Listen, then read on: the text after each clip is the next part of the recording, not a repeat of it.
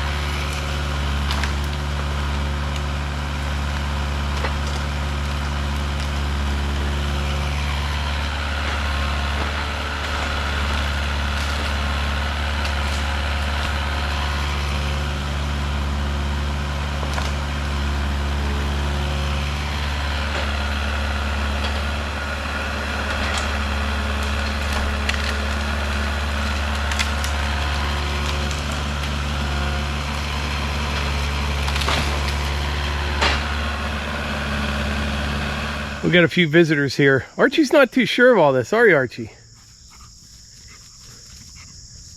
Well, he thinks it's his neck of the woods until you bring an excavator Got out. Piper sticking her nose through the railing.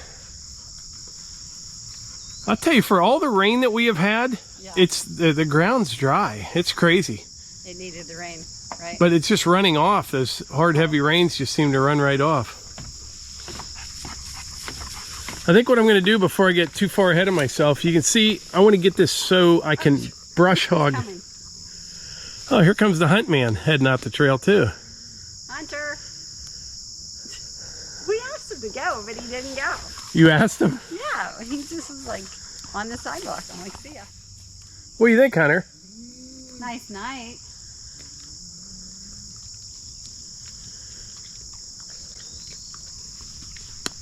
You like the rake?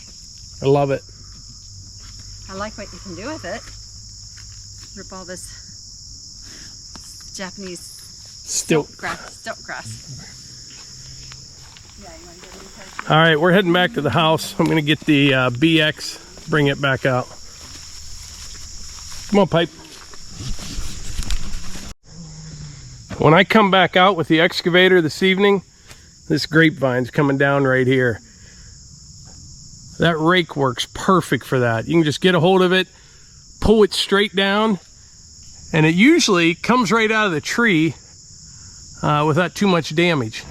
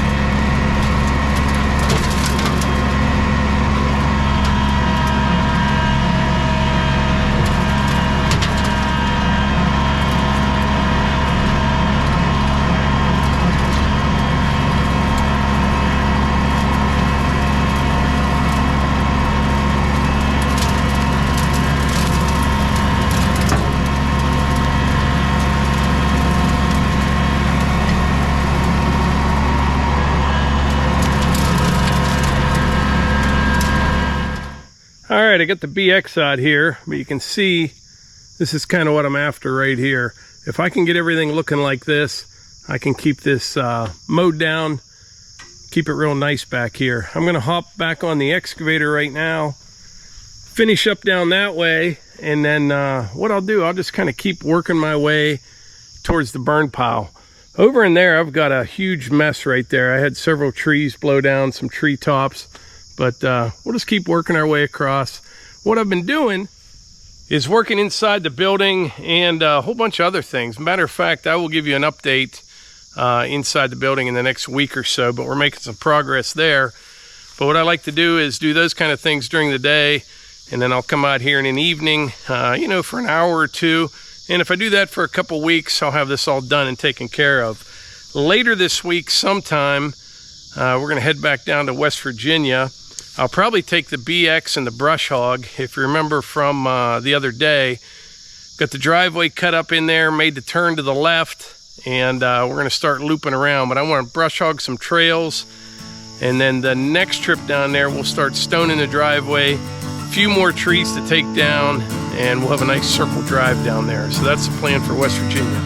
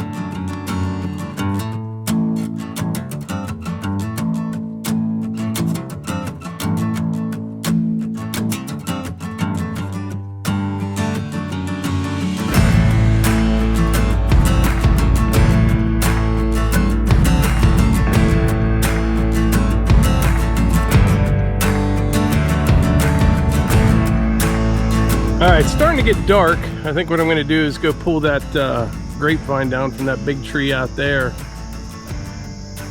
But yeah, I'm just gonna come out here as the weather and time allows and get this all cleaned up. A lot of times we have things that we have to do and things that we want to do. This out here is one of those things I just want to do, which is why I've been working on it in the evenings.